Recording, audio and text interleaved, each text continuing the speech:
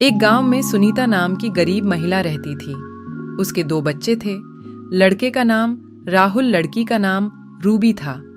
सुनीता मिट्टी के बर्तन बनाने में काफी ज्यादा निपुण थी और मिट्टी के बर्तन बेचकर ही अपना परिवार किसी तरह चलाया करती थी।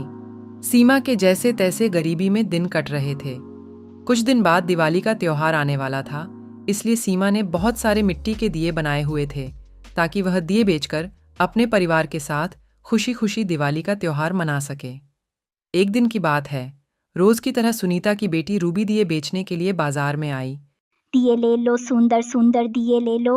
आज तो मेरे दिए बिक ही नहीं रहे हैं। मैं घर का सामान कैसे लेके जाऊंगी?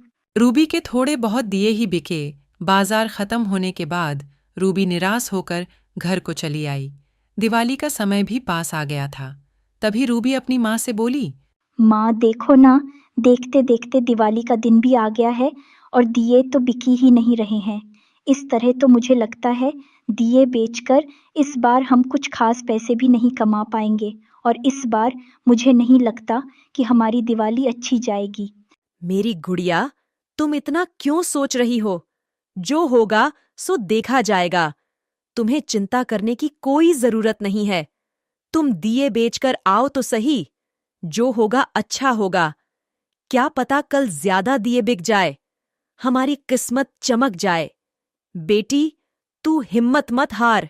सुनीता के समझाने पर रूबी को थोड़ी हिम्मत मिलती है। दिवाली के दिन फिर वह दिए लेकर अपने घर से बाजार की ओर निकल जाती है। तभी उसका छोटा भाई उसके पास जाता है और बोलता है, दीदी आज तो दिवाली है। दीदी प्लीज आप मेरे लिए एक नए कपड़े के जोड़ी ले आना और कुछ मिठाई भी और थोड़ा पटाखा जरूर लेते आना। अरे हाँ हाँ, क्यों नहीं, मैं लाऊंगी ना। तुम्हारे लिए नए कपड़े, मिठाइयाँ, पटाखे ज़रूर लेकर आऊंगी।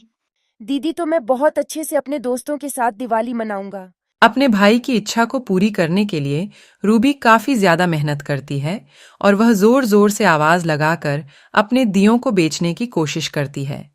रूबी का यह उत्साह देखकर लोग उसके पास दिए खरीदने आते हैं और वह अपनी दुकान के पास बहुत सारे ग्राहक को देख बहुत ज्यादा खुश हो जाती है और अपने मन में सोचती है, आज तो बहुत ज़्यादा बिक्री हो रही है। हो सकता है आज मैं अपने गरीब भाई की सारी ख्वाहिशें पूरी कर सकूं। कुछ और दिए बिक जाते तो हम अच्छी तरह से दिवाली मना पाते। रूबी बहुत ही ज्यादा खुश होकर अपने दिए बेच रही होती है। तभी उसकी आंखों के सामने एक अनोखी घटना घट जाती है। अचानक एक बच्चा सड़क के किनारे रोड पार कर रहा होता है। तभी सामने से तेज रफ्तार से एक कार आ रही होती है।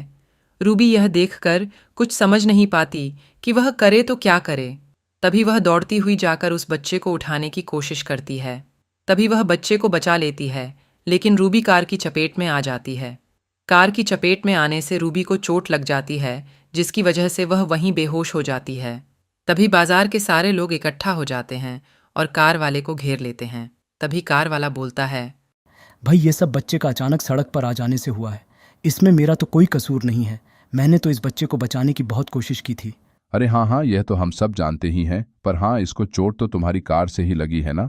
इसका इलाज तो तुमको ही करवाना होगा, नहीं तो हम पुलिस को फोन कर देंगे। अरे हाँ, क्यों नहीं। मुझसे जो भी होगा मैं इस लड़की की मदद करूंगा, लेकिन आप लोग पुलिस को फ़ोन मत कीजिएगा प्लीज़। आपस में लोग बातचीत कर रहे होते हैं। तभी जिस बच्चे की जान बचाने की वजह से रूबी का एक्सीडेंट हो गया था, तभी उसके माता पिता वहां पर आ जाते हैं। उन्हें देखते ही आसपास के लोग उन्हें भला बुरा कहने लगते हैं। अरे भाई, कैसे माँ बाप हो तुम लोग? तुम्हारी लापरवाही की वजह से देखो तो इस गरीब लड़की की कैसे एक्सीडेंट हो गया है। अरे भाई, मैं तो कहता हूँ इस लड़की की, इनके बच्चे के कारण इसका एक्सीडेंट हुआ है। इसका इलाज का खर्च इन भाई साहब को ही उठाना पड़ेगा। बच्चे का पिता बहुत ही घमंडी व्यक्ति था और उस पर अपनी अमीरी का रौब झाड़ने लगा। अरे ये गरीब लोग जानबूझकर ऐसा करते हैं कार के सामने आकर, ताकि हम अमीर आदमी से पैसे ले सके।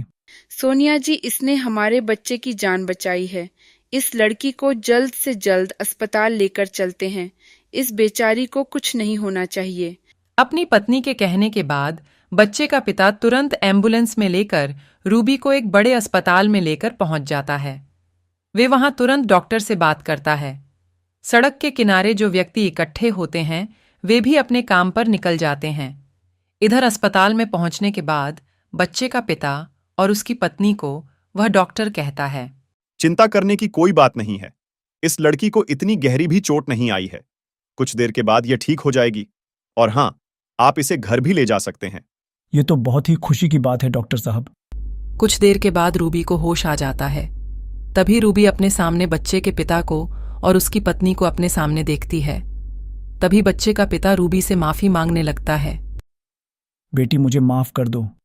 मैंने तुम्हें बहुत बुरा भला बोला था जब तुम्हारा एक्सीडेंट हुआ था। अरे हाँ बेटी, मैं तुम्हारे जीवन भर की आभारी रहूंगी। मुझे एक ही बच्चा था जिसे कार एक्सीडेंट से तुमने बचा लिया। धन्यवाद बेटी, तुमने हमारे परिवार पर बहुत बड़ा एहसान किया है। अरे नहीं नहीं आंटी, मैं तो अपना फर्ज निभा रही थी। और हाँ, अब मुझे घर जाना है। क्या आप दोनों मुझे घर छोड़ सकते हो?